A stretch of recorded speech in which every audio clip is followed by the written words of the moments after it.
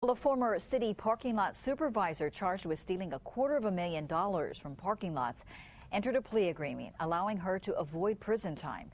KITV4's Kyoki Kerr broke the story last November, and he's here tonight with a follow-up. Kyoki? And Paula, the woman's lawyer says there was a culture of corruption at city parking lots, and he wants the court to allow his client's record to be wiped clean after 5 years. 38-year-old Gail Bracey was a parking lot manager who worked for two concessionaires that handled parking at the city's Kukui Plaza parking structure downtown and the Hale Pawahi parking garage in Chinatown. Prosecutors say she stole about $250,000 in cash from both parking operations over 2.5 years, between 2004 and 2007. Today, she pleaded guilty to theft and money laundering charges. Under the plea agreement, Ms. Bracey took full responsibility, agreed to full restitution. Her attorney, Miles Briner, says while she would avoid prison time, she has agreed to repay the $250,000 she stole.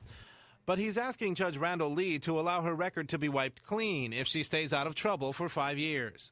Although it's for a significant amount of money that was involved, there's a good reason to provide a deferral. One, there are no prior convictions. She is a upstanding citizen other than this incident. Briner says the case started when a woman who replaced his client as a parking lot supervisor discovered discrepancies and then went to Councilman Donovan Delacruz, who then took the whistleblower immediately to city prosecutors. I think there are other people that could have been charged in this case, should have been charged in this case, but for the fact they cooperated and they avoided prosecution. Briner says the city was also to blame for lax oversight of its parking facilities. It's very possible a jury would have thought that whatever Ms. Bracey did was really no different than part and parcel of this culture of corruption and general malfeasance.